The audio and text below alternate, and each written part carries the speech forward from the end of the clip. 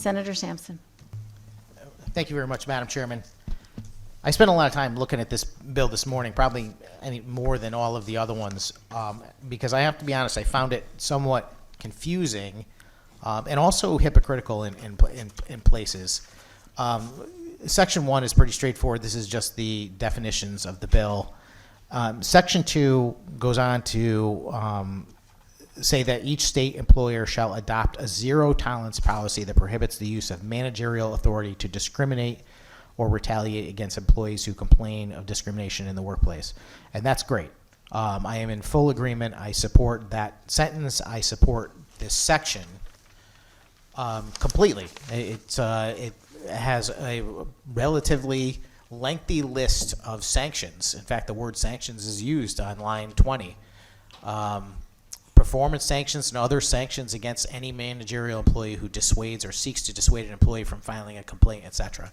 And I couldn't be in more agreement that we need to do everything that we can to punish anyone that would engage in racial or gender discrimination. And I certainly support those two sections of the bill. We get to Section 3, and I start to have some problems with this language. Section 3 is a new section. This is the creation of a Chief Diversity, Equity, and Inclusion Officer. I don't generally like to see those terms because I think that they are political terms. They're not necessarily used to describe actual policy. We may get into some definitions in a moment, but of course, I still don't have a problem creating this office. Certainly not something I would probably jump up and down about, but I'm not opposed to somebody who's got a job title. But when we get to the meat of this bill and what the responsibilities are of that Chief Diversity, Equity, Inclusion Officer, and the Commissioner of State Agencies' responsibilities in Section 4 concerns me a little bit.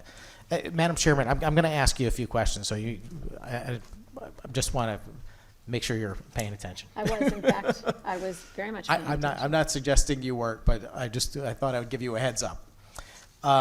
It says, within 30 days of the effective date of this section, so right away, the commissioner of each state agency shall address its diversity needs. Can you tell me what that means right off the bat? I can tell you that one of the things that, and we had a lot of different people come in and talk about diversity, inclusion, discrimination, and the status of the Connecticut state workforce. And one of the things that we drew from that, and that is the basis for this, is that we want each agency to really think about and really be very intentional about addressing where it stands as an agency with regard to diversity. So I think what this says is it shall address its diversity needs, and it gives specific ways to do that we think will be helpful to the agency. Well, I appreciate your response. I differentiate that from saying I appreciate the answer, simply because I don't think it was really an answer. I still don't know what diversity needs means. I mean, are those quotas? Are those a requirement that certain state agencies shall have a diverse workforce based on some parameters? If we meant to say quotas, I think you would have seen that word here and it would have been defined. I think that we're suggesting that every agency of the state should be very intentional about addressing and looking inward to make sure that it is adequately representing the people of Connecticut in terms of our diversity as a state. So there isn't any specific formula or quota required. I understand. I'm not trying to play gotcha. I'm just trying to understand. Each time I've heard you respond, though, you make it quite clear that the goal is to obtain a level of diversity. And I assume that means by race and gender. I certainly no one objects to diversity, but shouldn't the requirement for employment in the state be based on someone's qualifications for a particular job. This seems like we are not measuring state agencies' ability to deliver services to the state of Connecticut based on the quality of the workforce based on merit, but rather on diversity needs. And that's why I was asking this question, because it really seems pretty clear to me that there is a focus on making sure that we have a diverse workforce, not necessarily a qualified workforce. Am I wrong about that? Senator Sampson, I absolutely don't think that we're suggesting that we not have a qualified workforce. I think if you look to the last sentence in that paragraph, it says, such assessment shall be used to inform how such agency shall address any racial or gender disparities, including a review of such agencies' recruitment strategies. And I think what is clear is that we want to be sure that when we are hiring new employees, which, and the context is at a time when the state has a lot of vacancies. And so this is a good time, perfect time, to look at how are our agencies recruiting employees and hiring. There's nowhere in here that it would suggest that we not look for qualified, well-qualified people to serve in state government. I wasn't suggesting, Madam Chairman, that we were not looking for qualified people. I'm suggesting that this makes it quite clear that we're looking for qualified people that are also meeting the diversity needs of the state. I'll just go on, and it says, each agency shall address its diversity needs by reviewing the state of Connecticut workforce, an analysis of representation. To me, representation means the number of people, and compensation means how much they're paid, equity, which I don't know if I understand the word correctly in this sentence, but I'm going to presume it to mean that everyone gets paid equal regardless of race and gender, across gender and race ethnicity. So if you're doing an analysis of how many people and what they are paid across gender and race ethnicity, and that is tied to the diversity needs of the state, it seems quite clear that what you're trying to do is you're trying to have employees that represent a certain number, a quota of each race and gender combination. And you pointed out part 2 of this, which says, and conducting an assessment of each such commissioner's agency. And it says, as you quoted already, such assessment shall be used to inform how such agency shall address any racial or gender disparities, which basically says the assessment will be used to tell each agency what they must do to address racial or gender disparities, including a review of such agencies' recruitment strategies, which means that they'll have to change how they decide who they're hiring. I have to tell you, Madam Chairman, I can't remember seeing a more blatantly discriminatory or racist paragraph in our state government policy, and I've been here a while, and there have been a number of them. But this is quite clear that it is going to be, an analysis is going to be done of the Connecticut workforce to determine the race and gender of employees, and each state agency will be tasked with making a more diverse, based on some person's satisfaction. Maybe it's this chief diversity, equity, inclusion officer, and that will be accomplished by telling these state agencies that they have to change their recruitment strategies and therefore hire people based on race and gender. It's quite clear. If you would like to correct my interpretation of these words, I don't see how anyone could find a different take on this. Let me make it quite clear that my only goal in addressing this paragraph is that I want to combat discrimination, not encourage it. This encourages discrimination. That's exactly what it does. And in fact, creates an agency and a person whose job is to use discrimination to determine the state workforce.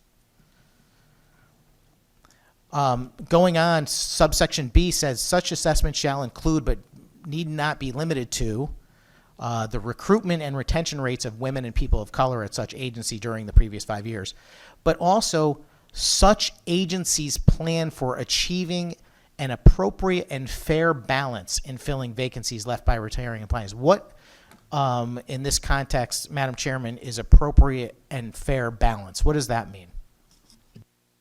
I think much of what's referred to here goes back to reviewing the document, the study that was done called the State of Connecticut Workforce and Analysis of Representation and Compensation Equity across gender and race ethnicity. And it is not a document that instructs or sets quotas or sets even guidelines. It's a document that reflects where we are as a state in terms of our state employment. And it was, I think, in that context, what it suggests here is that it's asking every state agency, it's not creating a new state agency, but it's asking every state agency to look at their hiring practices in the context of where we are as a state. Does our state workforce reflect our population with regard to race and gender, both in terms of the number of people that fill the positions, but also the wages and the compensation that people are receiving. I think what we're looking for is to be to make sure that we, as a state, by the way, I do want to say, I think we do a lot of things very well in the state, but we are looking to make sure that we can be even better in terms of addressing any disparities or inequities that have existed.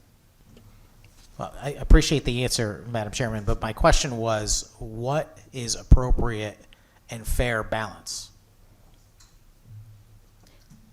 Going back, I think if you connect it to the study that was done, the agencies will have a pretty good idea of where they stand relative to other agencies in the state, in state government. This basically, it says such assessment shall include but be not limited to, and it says such agencies plan.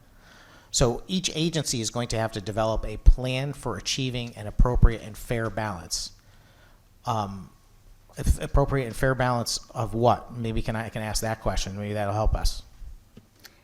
I think during the meetings of the task force, we did learn that agencies already are attempting to do this, to make plans to make sure that their workforce is representative.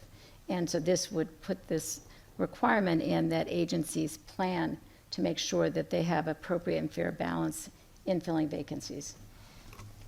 A representative of what? I assume you're talking about the number of people by race and gender that is in some sort of relative amount to the population of the state. Is that what you were saying? I believe that was one of the conditions that was in that study.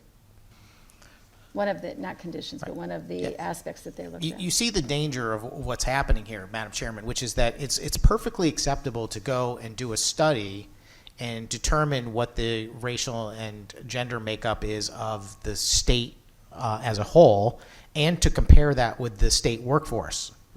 So what? And I got no problem with that. That's what this thing is. But there is a whole other thing when you take that information and then you go back to the state agencies and you instruct them to go ahead and address any racial or gender disparities, including a review of such agencies' recruitment strategies. You are effectively telling them to commit racial discrimination and gender discrimination when you do that. And when you ask for the assessment, it's quite clear that now the assessment has to include the agency's plan for how they're going to remedy that difference.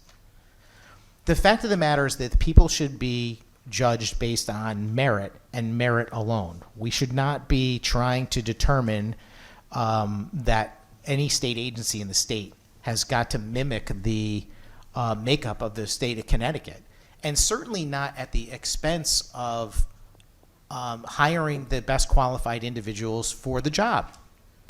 This goes back to a major concern I have with a lot of far left, I would call it, policy decisions that suggest that somehow discrimination in the modern era is somehow acceptable because it makes up for discrimination in the past. All discrimination is wrong. It was wrong in the past, it was wrong yesterday, it's wrong today, and it will be wrong tomorrow. And to perpetrate more racial discrimination in the form of incorporating it into our state law is offensive. It really is. Section 5, there is established an equity advisory committee responsible for monitoring now whether the state agencies are implementing the recommendations issued in the study of equity in state government programs, and also whether the assessment goals based on Section 4, which is the thing we were just talking about, are being met. And then there's a committee that is established. I thought it was very interesting. I think the committee is kind of lopsided, but I do notice, and I appreciate that, Madam Chairman. It says that among the members, there is one member appointed by each ranking member. So, Representative Acker, you and I will be able to get to appoint folks on this committee. So I'm looking forward to that situation. Section number 6 says there's established within the Commission on Human Rights and Opportunities an Office of the Racial Justice Ombudsperson. When I see justice attached to any other word, it means to me it's not justice at all, respectfully, because justice is blind, okay? So, and justice is simply justice. There is right and wrong in this world. There's not environmental justice or climate justice or even racial justice. It implies something opposite from justice. In fact, racial justice implies to me retribution or something of that nature. And that should not be what we're interested in. What we should be interested in is treating people as individuals and respecting them for who they are as people. I started reading this, and I loved most of it. It says, such ombudsperson shall establish common working definitions for all key terms and descriptors to lay out the foundation for the work. And I love this. It starts out so well. It says, institute a diverse slate initiative that assures that all state employees, applicants, regardless of race, creed, color, national origin, or any other protected class under the general statutes, are not disadvantaged among those prioritized for interviews for roles or positions using an external or internal hiring or promotional process that would require a hiring manager entity to screen. Perfect. If you end the sentence there, it is completely and utterly perfect. It basically says we do not engage in any type of discrimination. We do not benefit any gender or any race based on any category at all. Everyone is treated fairly.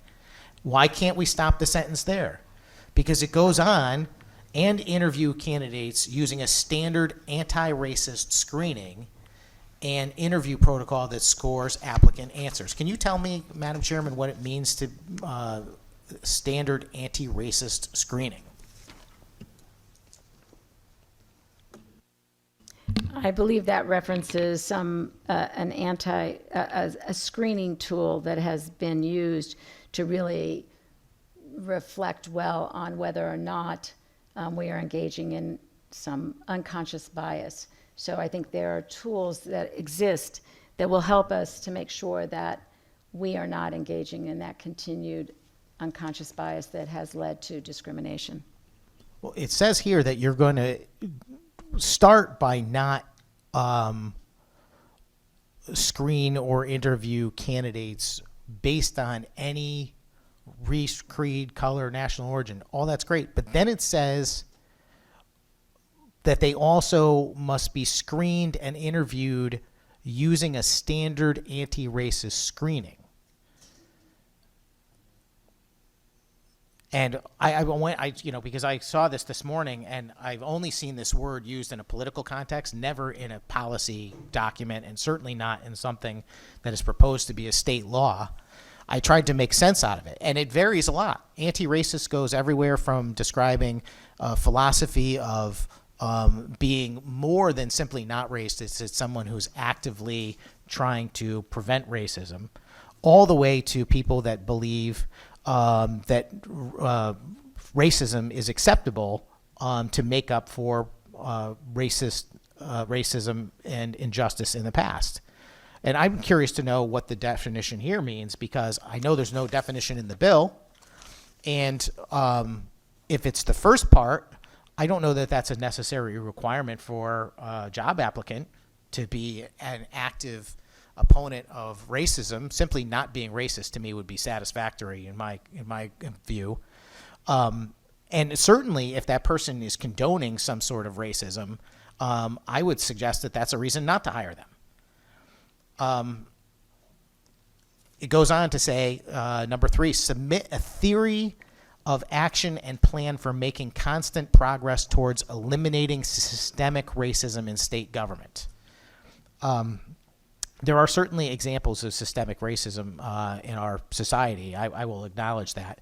All you have to do is look at how our major cities are managed to see that. We were just talking in the GAE committee the other day that the one significant thing that I think we ought to do to combat disadvantages that people who live in the major cities have is to get rid of the long lines that happen during election cycles. Because to me that is something that we can easily do, and it's a policy I've been advocating for many years, because obviously it's a disadvantage versus someone who can walk right in and vote. Instead, someone else who lives in a major city might have to go stand in line for 2 hours at a time, and people will get discouraged and they'll walk away. So to me, that is an injustice. It's something we ought to fix. But let me just say, that being the case, I don't know that this phrase, submitting a theory and action plan for making constant progress towards eliminating systemic racism in state government and implementing strategies and structures to maintain a workplace and now this is where I get confused again, because now there's a bunch of language in here. And forgive me, Madam Chairman, I guess the thing that made me pick this bill out and start really taking a look at it is that the language that's in here is very common in political dialogue. If you're looking on social media or you're watching the talking head politicos, but we've always done a good job to keep this stuff out of our laws, because these words have mixed meanings depending on who's reading it, and I think that's dangerous. You want to make sure that our laws apply as our Constitution would require equally to all persons. And this bill concerns me because I feel it's undermining that in several ways. But maintain a workplace that affords, and then it says physical, racial, linguistic, and cultural safety. I can certainly understand what physical safety is, but I'm not sure what racial, linguistic, or cultural safety means. Can you help me understand that? I think what we're drawing attention to there in this language is that it's the responsibility of the state to make sure that our workplaces are safe places for people who have cultural differences, people who have racial differences, people who have language or linguistic differences. And, I appreciate your comments and your intentions about ensuring that we are creating a workplace free of discrimination. I think that it's interesting in this conversation because I know some of what you think would make it worse. I think the people that are proponents of this, that have worked on this, because there was a task force where people really spent hours and hours of their volunteer time discussing these issues and coming up with these recommendations and this language. I think a lot of it was focused on experiences that people have had in state government. If there are better words to describe this, I'm sure we can find them together. But I think the intention is very clear, that we want to make sure that in the workplace, in every office, in every setting that we have in the state, we want people to feel that we are maintaining, that we are conscious and intentionally making sure that there's nothing in the workplace that contributes to people not feeling safe because of their cultural differences, because of their language differences, because of their racial differences, and certainly because of their physical differences. Well, I thank you very much for that comment, Madam Chairman, because I certainly am a strong advocate for combating racism and discrimination, and certainly gender discrimination as well. And I would like to help. This bill, it has many good parts. I thought that the section that concentrates on a zero tolerance policy and lots of very significant penalties for dissuading someone from making a complaint about a legitimate case of discrimination is an excellent thing to do, and I support it in its entirety. That section, we should definitely do that. I think that would pass out of this committee unanimously. I'm totally fine with that. And even the creation of a person, whether you call them a chief diversity, equity, inclusion officer or not, that whose job is to do what I suggested was excellent language. Instituting a diverse slate initiative that assures all state employee applicants, regardless of race, creed, color, origin, and any other protected class under the general statutes, are not disadvantaged, et cetera, et cetera. That's what we should be doing. But when you get into requiring that there's an anti-racist screening and that we have to address racial or gender disparities and modifying recruitment strategies, you are venturing very deeply off the rails into encouraging discrimination. And these things don't go together for me.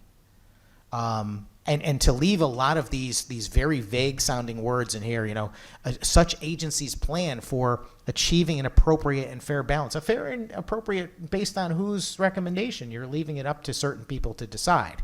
Now, I gathered from this language and from the conversation that you and I have been having that the word quotas is a no-no, because we know that quotas is something that's unconstitutional.